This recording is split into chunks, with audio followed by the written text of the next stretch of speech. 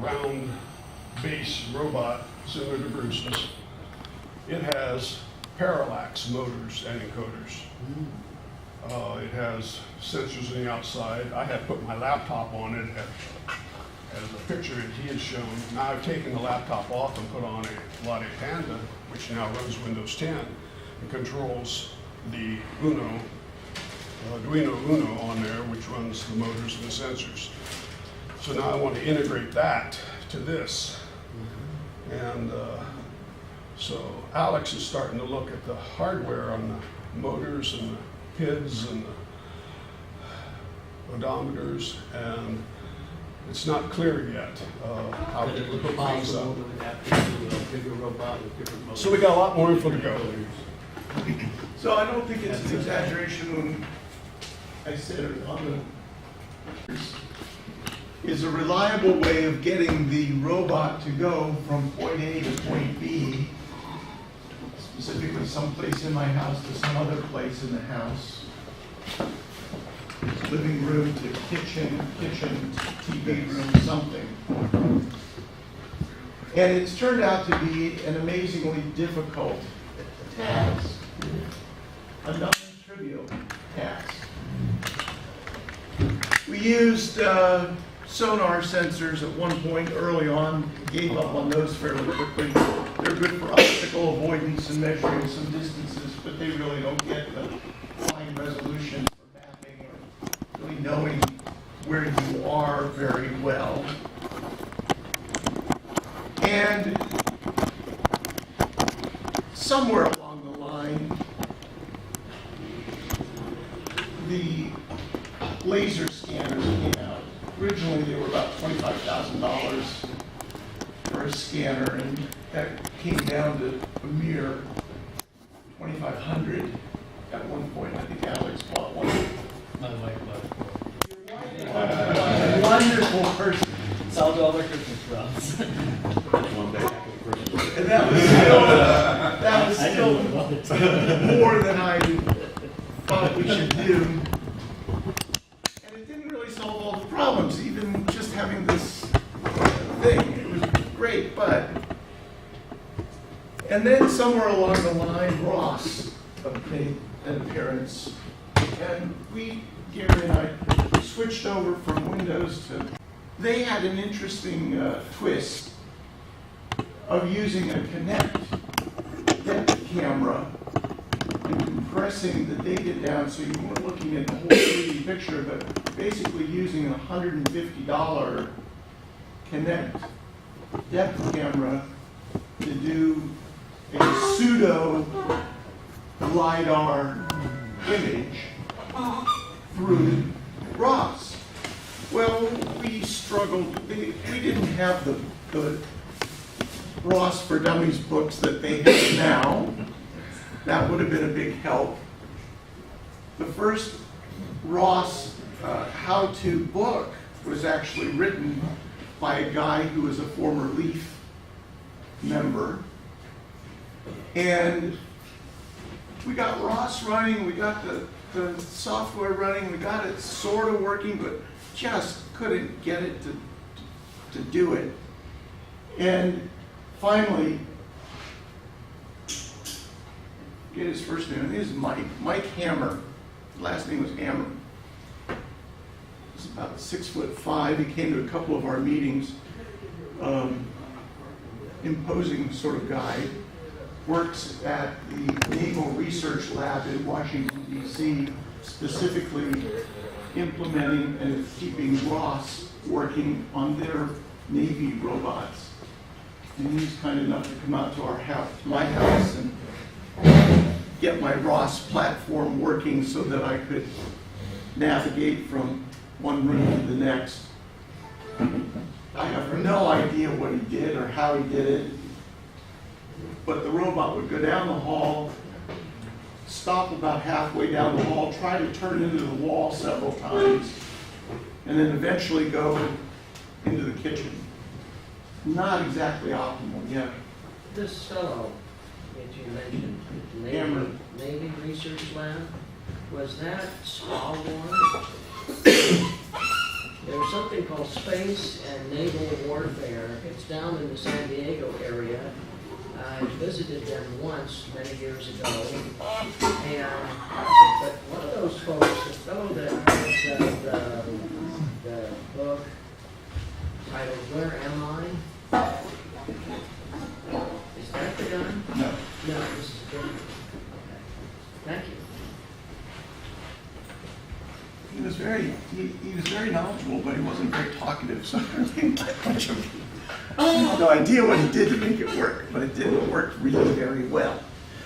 So, a few weeks ago, Thomas Messerschmidt asked me if I would come out to the Riverside group and talk about SLAM. I said, sure, why not? We've been dancing around this issue for a long time. I recently ventured into SLAM on Windows, back to Windows, using TigerSlam, a program written in Go programming language. So I had to learn Go language to get it running. And Les helped me with that quite a bit, getting that website interface going. So that actually worked reasonably well. It wasn't a full implementation of everything I'd like to see in SLAM, but it did a lot. Problem being, of course, it was written in Go, so that's not something everybody is familiar with. But it worked.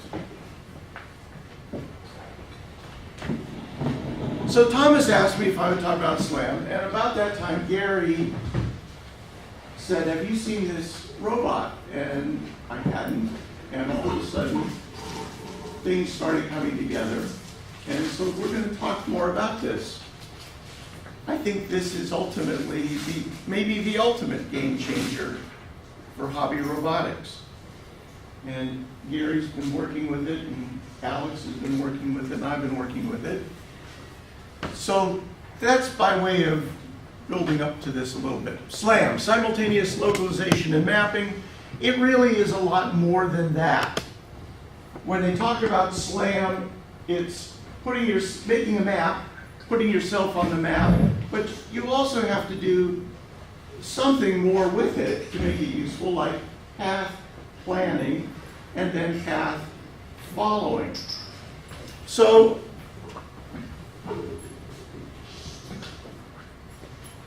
let's see if that works. That does work. So the first thing is build a map. Well, I just said we tried with Sonar, we tried with Connect.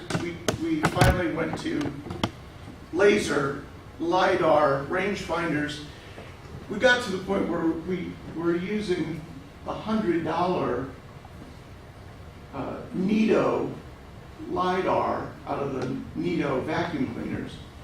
And for $100 now, instead of $25,000, you can get a LiDAR rangefinder that does a 360-degree range and builds a fairly decent map. I wrote drivers for it in Python. I wrote drivers for it in Go, and modeled my driver software after some algorithms that Martin Mason put online. He's a former member and former president of the club here.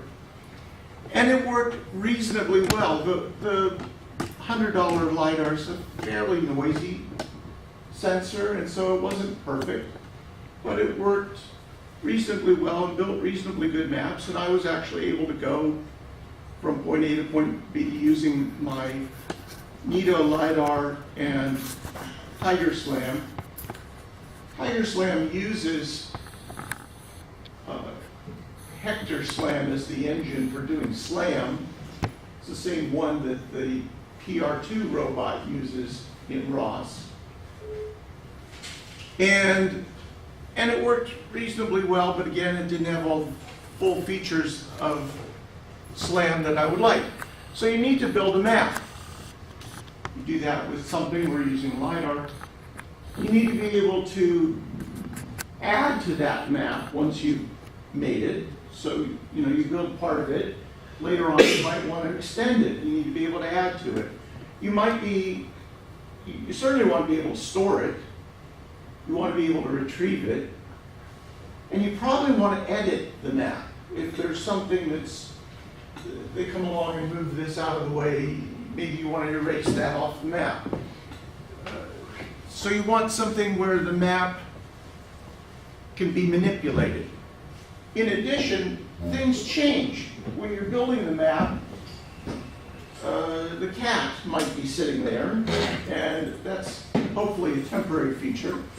So the next time that you see the room, the cat isn't in that spot, and you want to make sure that that gets erased. It's not a permanent obstacle. It's interesting, I've built maps with the door closed, and then later open the door, and I want to see that door gradually disappear from the map, that it's now open. It's not a closed obstacle anymore. So there needs to be a certain dynamic to this map. Once you've got it, you need to be able to localize where's the robot on the map. And interestingly, the localization phase usually uses some sort of vision processing algorithm to map the current LiDAR scan to a portion of the map and say, okay, well this is what I'm seeing, and it sort of fits like jigsaw puzzle pieces. It fits the map over here, so I must be right here. This is where it fits the best. So localizing the robot on the map, choosing a goal location. You've got a map built out of X, Y coordinates on some sort of a grid. You want to be able to say, okay, you're at point X. I want you to go to X coordinate 3.79, Y coordinate 27, and have a goal outlined on the map. Then you need to plan a path to the goal. In the past, we used an algorithm, common algorithm called A star. Yeah. Now they're using D star. In fact, they're more likely using heuristic D star.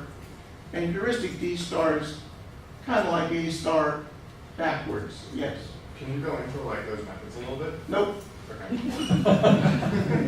Been there, done that. We've been talking about this for the last 2 decades. Hey man, come on, cut me some slack. I know. I get it. And these are fascinating things. I want to get to what put this whole thing together.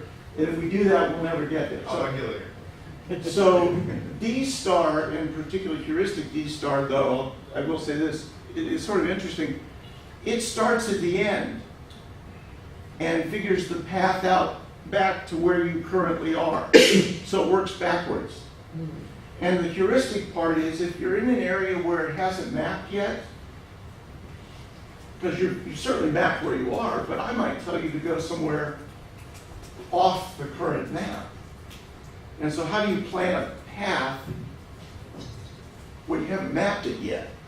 So the heuristic part is, let's assume everything I haven't mapped is open space until I find out otherwise, and then I'll do something.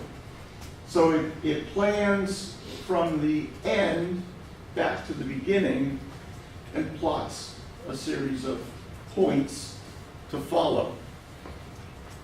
Which brings to the last step of the process, which is follow the path to the goal. Not as easy as it seems. Everybody seems to jump to the idea that you're doing line following. You are not. You're following a series of points. And if your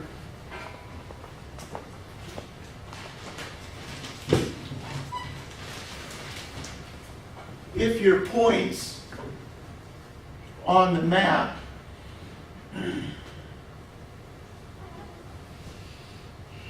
happen to be something like that, it's fairly easy for the robot to know just go straight ahead. But if at this point, the next one is here, it's got to make a 90-degree turn. What does it do at that point? Does it slow down? Does it stop? Does it rotate in place?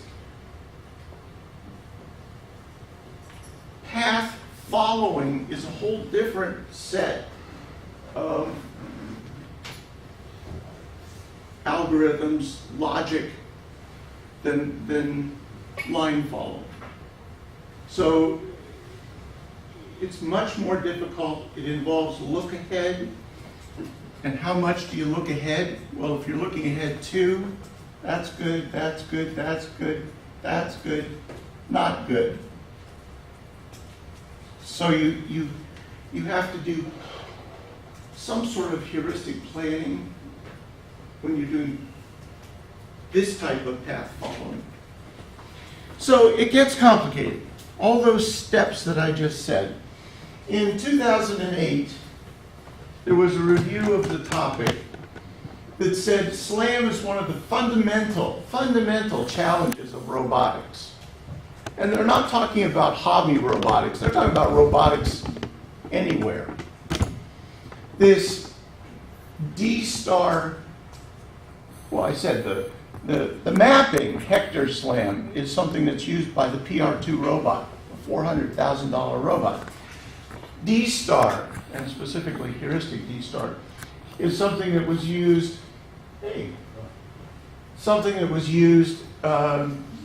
by the Stanford group when they won the DARPA challenge. They used D-star path planning for their urban challenge. It's used on the Mars rovers. So D-star is not trivial. It's understood, but it's non-trivial. Generally, they say 3D, but any SLAM is highly computationally intensive. It's going to have real-time particle filters, sub-mapping strategies, hierarchical combinations. The conclusion in 2008 was that robots that use embedded systems cannot fully implement SLAM because they're limited in their computational power. In 2008, this was thought to be an unachievable goal. In 2008, maybe it was. That didn't stop us from working on it. But this part, embedded systems, jumped out at us, meaning Gary, myself, some others. And what that tells you is that you're not going to solve this with a stamp. You're not going to solve this with a BX24. You're not going to solve this with a PIC chip. You're not going to solve this with an Arduino. You're not going to solve this with something small. And so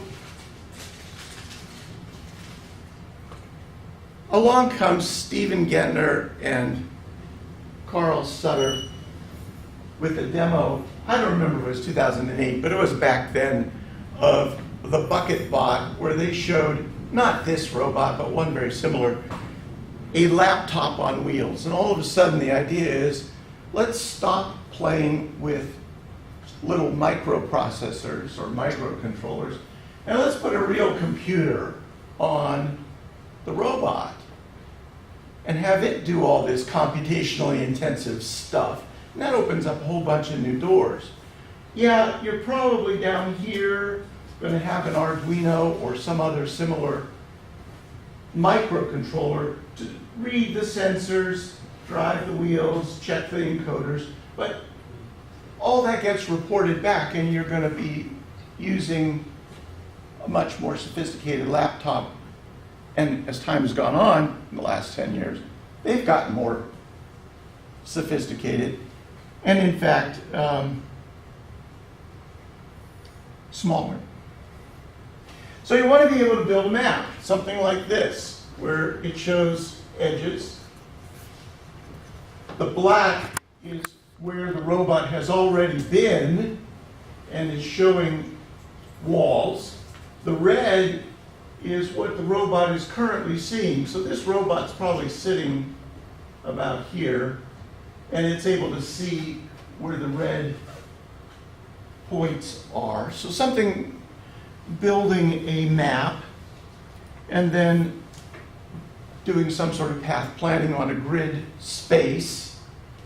this is an example of a robot starting here and planning a path. As I said, D-Star works in reverse. And then there are funny little, I'm gonna get you in a sec, Jim. There are funny little things like it might say, okay, we go here and then here and then here. Well, do you really need to do that? Maybe you could optimize this and just say go from here to here. And you don't necessarily have to do that. Maybe you could go here. So not only path planning, but some sort of optimization. The subject that you were talking about reminds me of something that might be helpful in continuing your research and development. Reading some of the things that have been written by Martin Minsky, he has the idea that when one of us, let's say, enters a room that have visited before, as we're walking through the doorway on a non-consciously directed level, we recall a flood of memories about what we have seen in that room in the past, just as we're walking in. And once we're in here, we have the illusion that we are seeing everything simultaneously. But you know, and as we all do, that the human eye doesn't work that way. We basically only see details in the area that we are currently foveating. And so we don't notice that something has changed until we happen to pivot the eyeball in that direction, and that's when we're a little bit surprised. But we have the illusion that we are actually seeing all of this. And it's because we've been in the room before. Now, how that might apply to what you're doing is this. Well, before we get off on that, because I understand what you're... So, let me tell you how I think it might be applicable. You have all of these scans that the robot has done in the past using its LiDAR. If you could somehow, when the robot enters the room, restore those from memory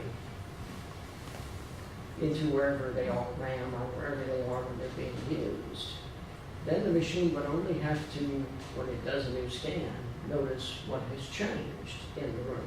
Yeah, and that would be A the... new piece of furniture or something. That would be the map Or storing and cat- retrieval. The cat is now in the room and wasn't in the room previously. Yeah.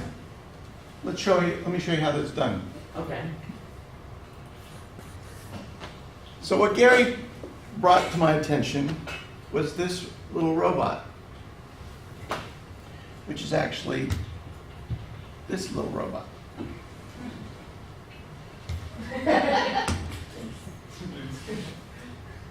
Have you seen this before? No, it's tiny. Now there are various versions of this. The heart of it is this LiDAR unit. And it's a 360-degree LiDAR rangefinder. We're getting different numbers out of the tech manuals. I read that it has a range of 6 meters. Alex read 12 meters. Point is, in a room, 6 or 12 meters, it's a pretty long range. That would be the radius. So it's going to be able to see things pretty well. 360 degrees, 1 degree increments, and I forget the update rate, but it's quite fast. The real exciting part of this is that coupled with the LiDAR, which is now much superior to the Nito $100 LiDAR, much better, much less noisy, better range, is a SLAM processor. This is a dedicated card that does SLAM on the card. It's about the size of a business card. And it fits into this slot on this breakout board, which has an on-off switch, a power in. It's got a port for the a port for the LiDAR to plug into it. And then it's got an Ethernet and a USB port.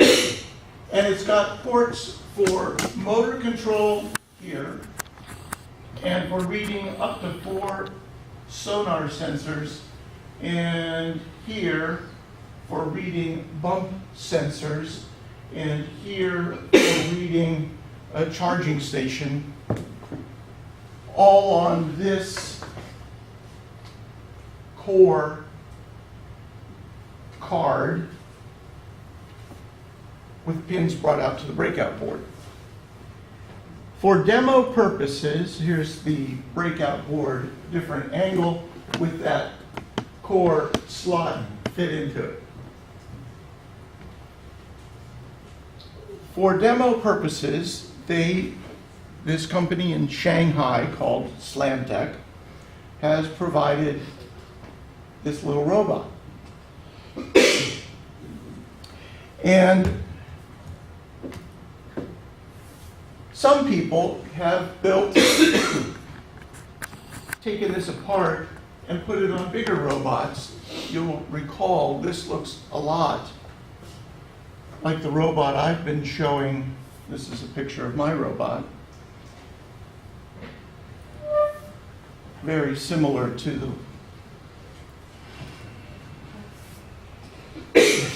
This has the name Home Care Robot. I'd like to know what home care this robot's going to do. But it's the Home Care Robot. So, okay.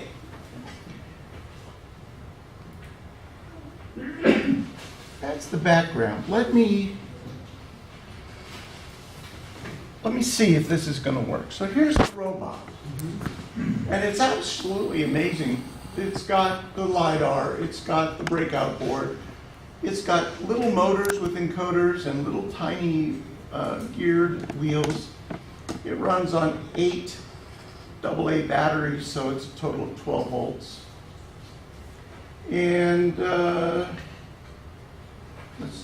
it's got Wi-Fi built, and Bluetooth and Ethernet and all sorts of things built in. Let's turn it on.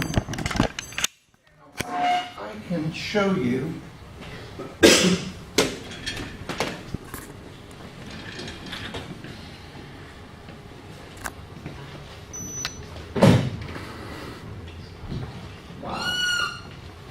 Okay, so here are all the open internet access points. This one is the 2F1498. I'm going to connect this laptop to that robot.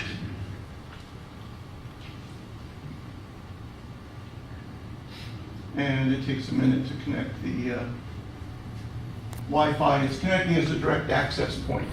The point here, too, is that instead of connecting by Wi-Fi, which I'm doing, you could connect by an Ethernet, and we've done that just to make sure it works. You could connect an Ethernet cable and then connect that directly to the robot. That works just fine.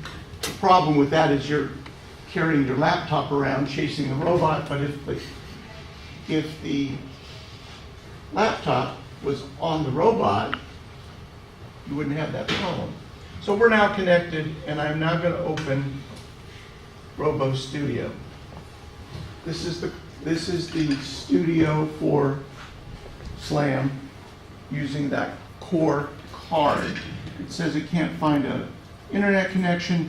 It is going to connect in AP access point mode, and boom, I'm now going to connect the robot, and immediately it is showing you. So that's what the LiDAR is seeing? Its LiDAR view. This is the front. So it's seeing out towards where Jim is standing, somewhere out there. I have lots of choices. I can change the view. Let's switch to full screen. In full screen mode, for those of well, you can sort of see the bottom here, shows that you're connected. Its localization quality is 80%. The temperature now is 30 degrees Celsius. The battery is 100%. I just put new batteries. It's not on a docking station, and I'm not sure what numbers these are, X and Y, maybe the size of the map, I'm not sure. But you can do slam and motion control.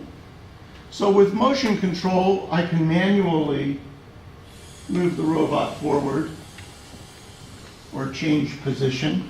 And as I did that, you saw the LiDAR image change.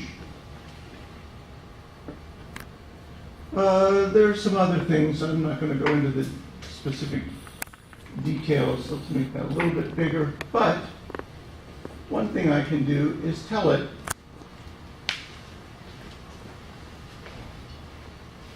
where is it? It's here.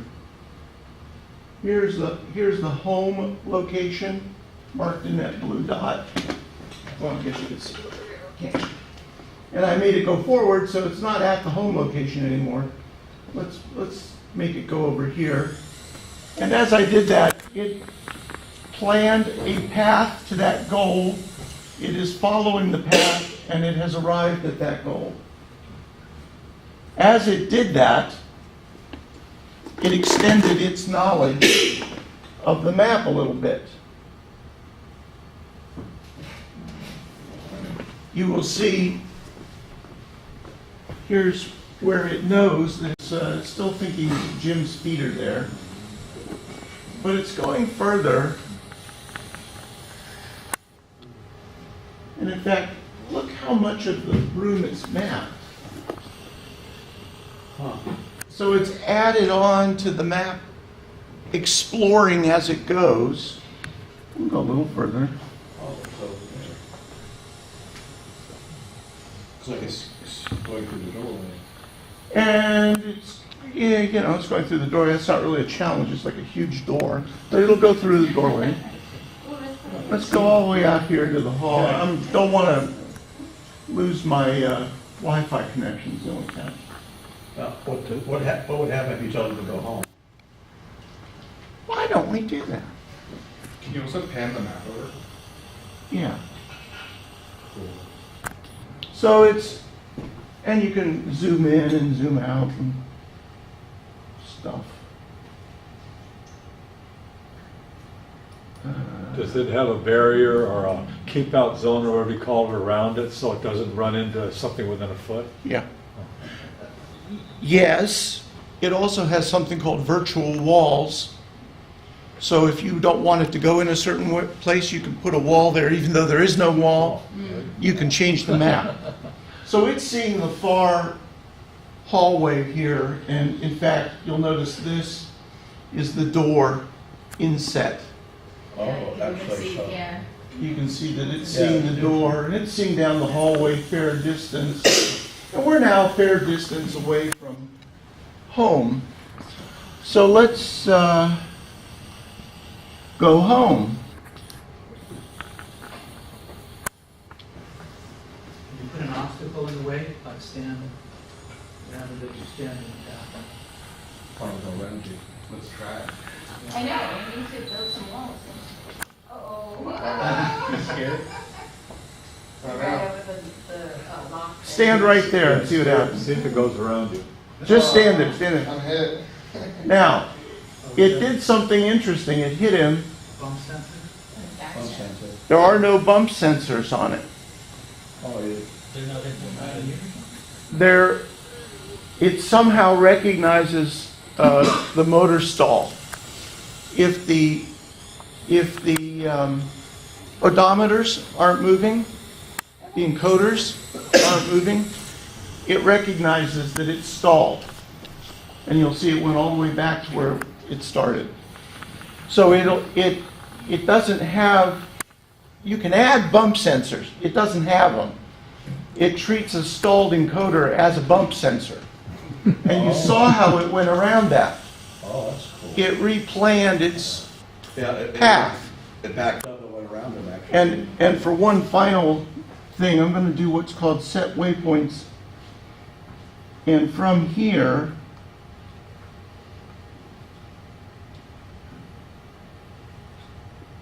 You can't make a path to the unknown. could,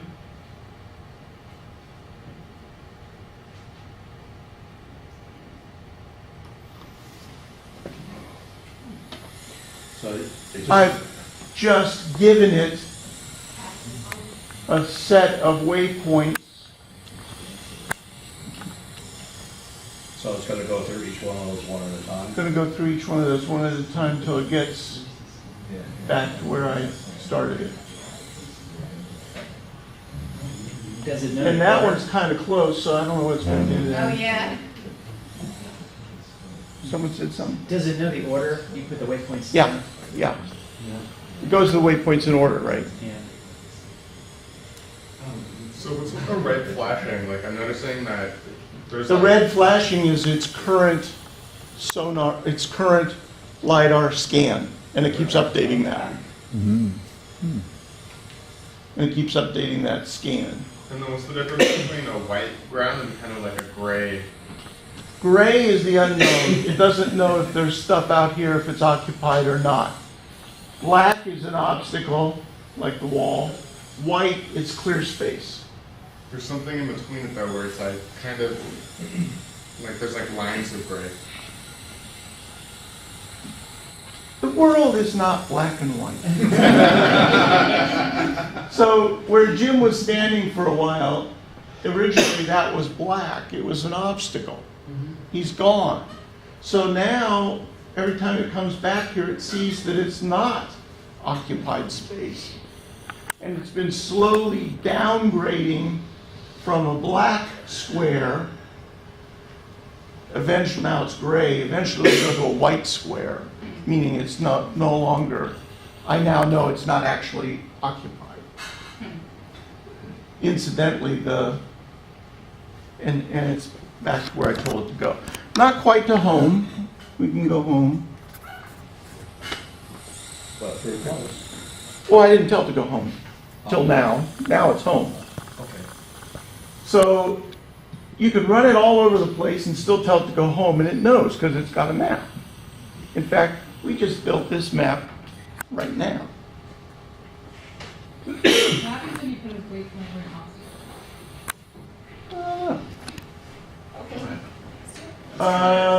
I can tell you, well, there's two questions to you. That's a good question.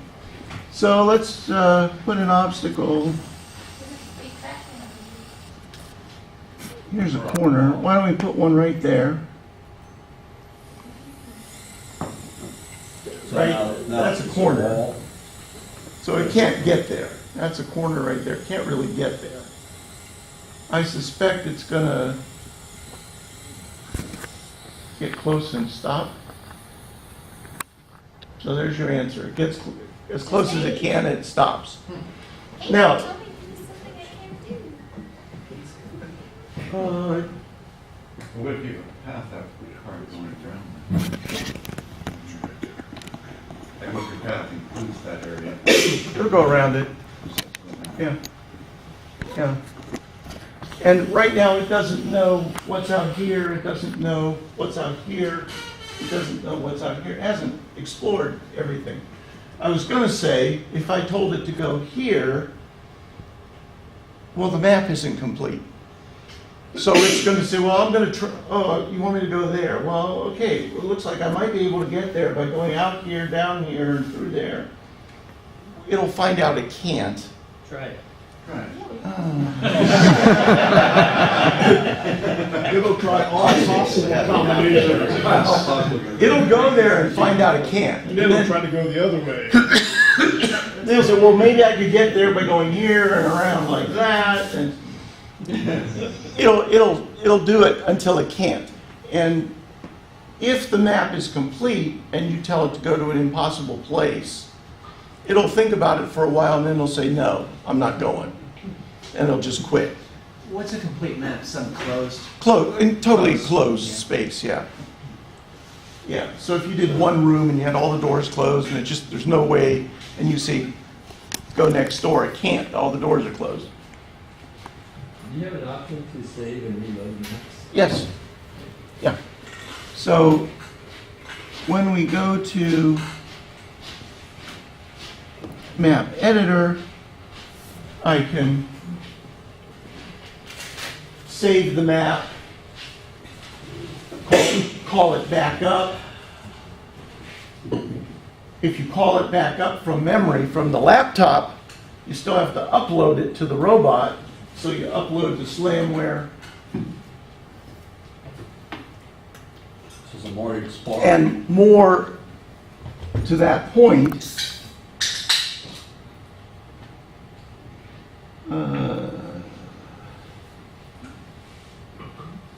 you also have the ability, it's kind of off the screen. Yeah, want to bring up the, can bring it up. Wait, I can bring this down, that's. Go to the very top. There you go. Yeah. So you build a map. Then you have this option to draw in walls. If you don't want it to go, I don't want it to go over here, so I just draw a wall. I could draw a wall, I could draw different shape walls, I can move a wall, I can erase stuff. You know, here's a lot of noisy stuff. I don't know if that's real. If I want to erase that, clean the map up, I can clean it up. Save it again. So you can edit the map, save it, call it back. Yeah. Are you stuck with one large map, or can you navigate from file to file?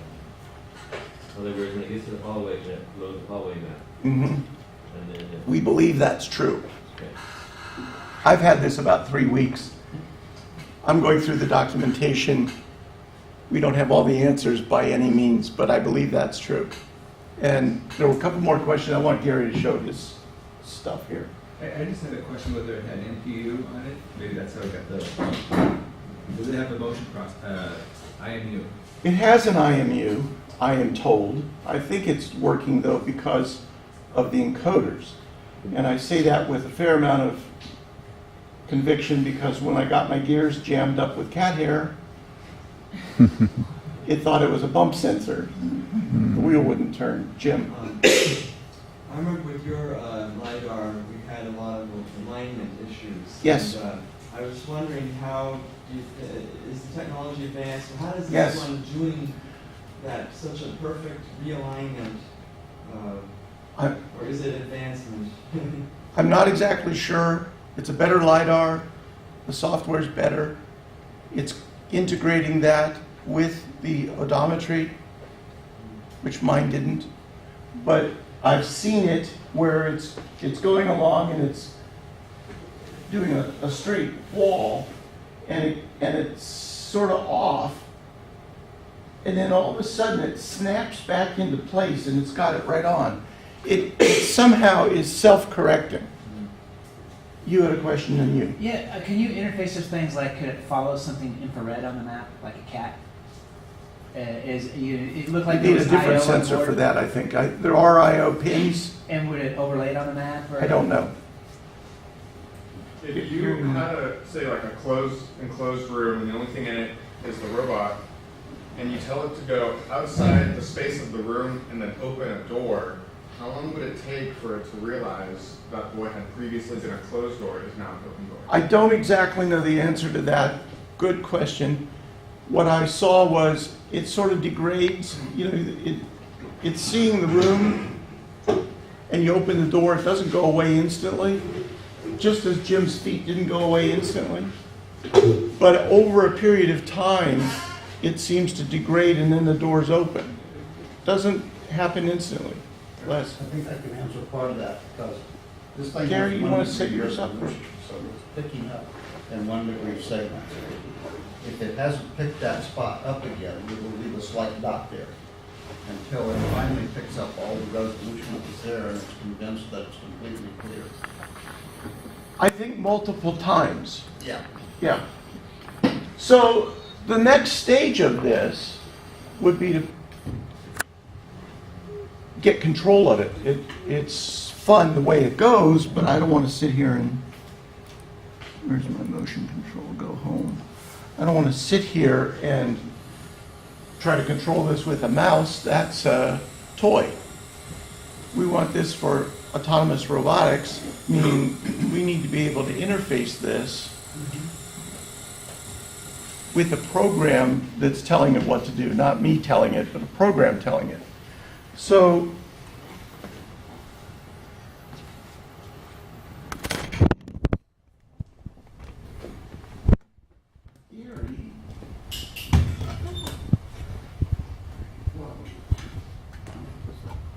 okay, it's $500. The LiDAR is about $300. The rest of this is a bargain. This whole thing is incredible. You ought to pay $1,000 or more for the software, let alone the processing. This is, to me, the best bargain in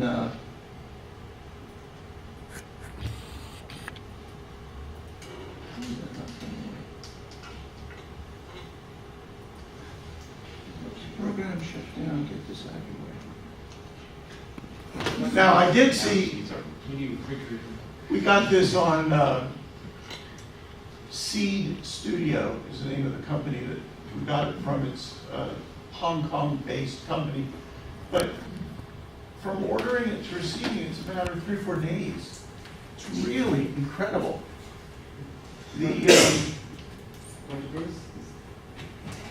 The same exact thing is for sale on AliExpress for $700, and the exact same thing is available on Amazon for $900.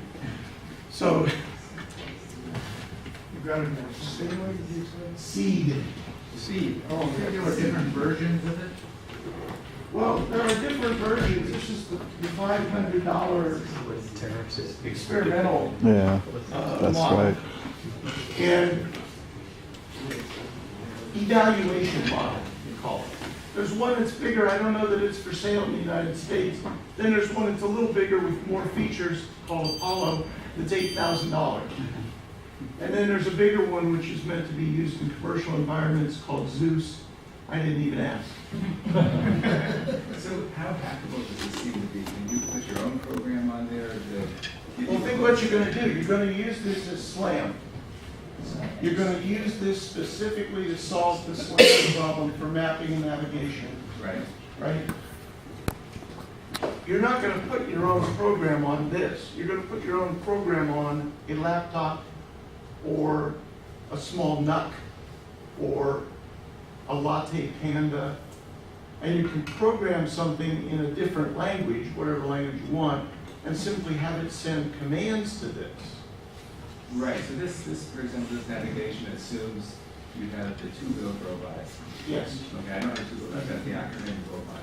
Yes. So I'll have to tour around that. So does it appear that like a lot of, you can use the map only, you can use the map plus the navigation, you can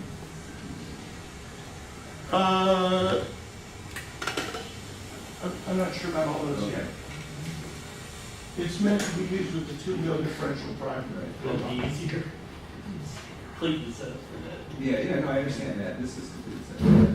So I've worked with some SLAM software before, like at an internship, and the biggest problem that I faced was like, oh great, like it's working. Now how do I like access the data? Yes. Yeah. That's what I'm just showing you. Okay. It's all there. All you need to access is the name of the map and call it up and the points where you want to go. But is it, how is it that the program can be writing to it while you're reading from it at the same time? Like, aren't there like I/O issues of like opening a file? That's, do you just like reload it every time that you want to?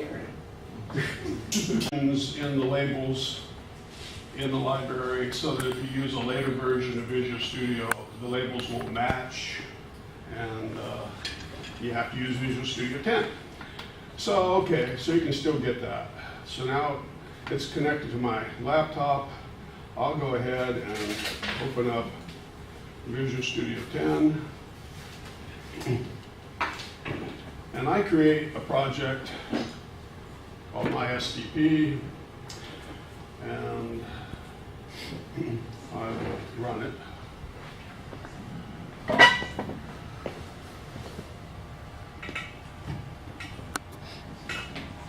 And so I got a little program here that I wrote, and I'm working on this. I can go over to connect, and it says, starting to connect, it connected. I asked for the version of the SDK, it gives me that. I asked for the version of the hardware, it gives me that. It says connection is okay. So, well, that's good. Can I do anything else? Well, there's functions that you can call, like get the robot health. This is, it has no errors, so that's good. How about percentage of battery? 100%. Well, I put new batteries in before it came, and it will change. I can go ahead and say, are you connected to the docking station? This is not docked. Well, that's good. Can I read odometry? Yeah, there's an odometry. Can I look at the sensors? And yes, you can. So it says there's 3 analog sensors. It gives the X, Y, Z, the yaw, and the sensor value.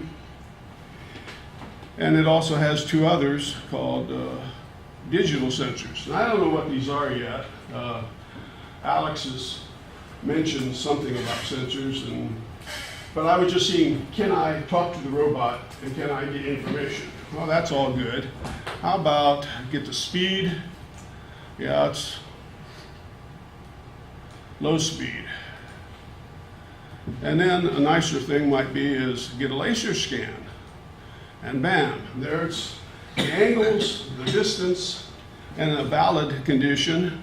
And you can even see that there's areas where they're not valid. Of course, those are filled in as it goes. Well, then, can I control it? Because I want to do that. Well, if I hit forward, it goes forward. Oh, that's good. Now I can go left, and I can go back. Okay, so I can control the thing. So that's all good. So I'm getting there. Well, now I went ahead and used the program that Bruce had and made a partial map of my house. And I called it Gary House. And notice it's got a .stcm extension on it, so you can't really look at it with anything. But I used their functions, and I say get map. So I go ahead and click on get map.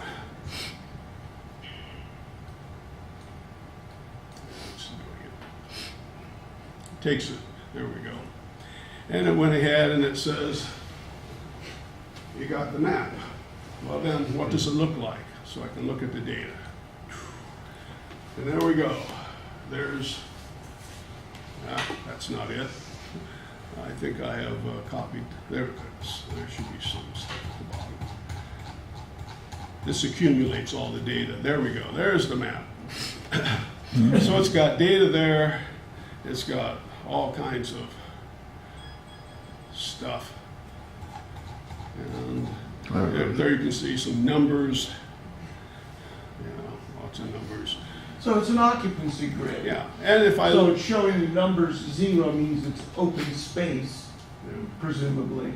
And a number in there means it's occupied with some Certainty value? certainty. And I'm going to guess machines being bits, you know, that when it says 127 up here, 50%.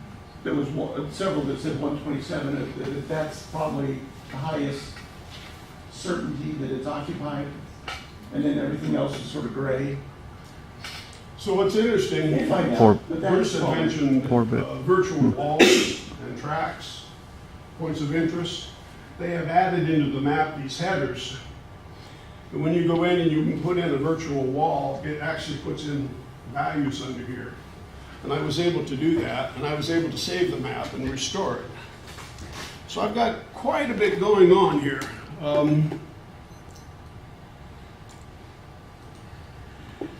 So what have I got left to do? Well, I'd like to, when I load the map, put it on the robot, because right now it just puts it in the memory of my computer. I can edit it and save it, but I need to then locate it in the robot. If I say save a map, it saves what the robot is seeing right now. And I can edit that and save it and restore it. I know how, but I haven't done it. Add a command up here that says move to, so then I can tell the robot here's a location on the map, and go there. I believe that'll work, but what I'm starting to do now is to take that data that we saw and make that a graphical image, because I don't want to see all that data. I want to see a picture. They have a program with their SDK that I... Yeah, what do I need? What order do I need? When I get something back, is it an integer, is it a floating point, is it string, is it what? So I've had to experiment a little. So what you see that I have put up, most of it worked the first time, but occasionally I'd get back some weird stuff and I'd have to try a few different things. So I'm getting there. I figure in another week I'll have something more usable. But I've got quite a bit now. So you can program the robot with Visual Studio 10. You can make it move. You can get data from it. I can play with the maps.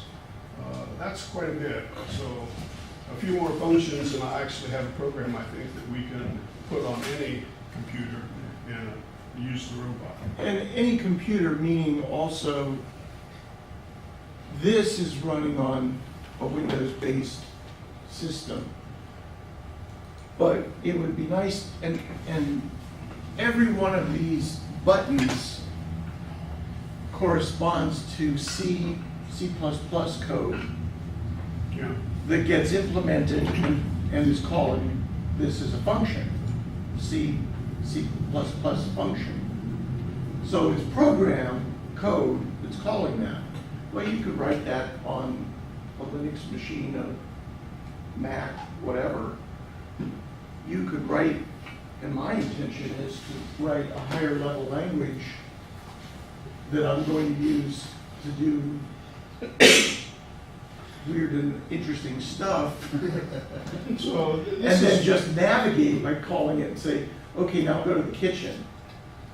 And all I need is a command that says go to the kitchen, and the rest of the processing is on that to get you there and let you know when it's there. So I wrote all this in C++. I use MFC under Visual Studios, which allows me to handle all the buttons and things of the window. Connections, yeah. Like when the button click connect, here's the code to do that. And it's pretty standard. So, I go out there and actually call their Slamware core platform, the function connect. This is the values that they gave us, the total port, its address. Port, yeah. I then go ahead and I actually get the version, and I get format the version into, and then I get the other version, one for the hardware, one for the software, and I format that.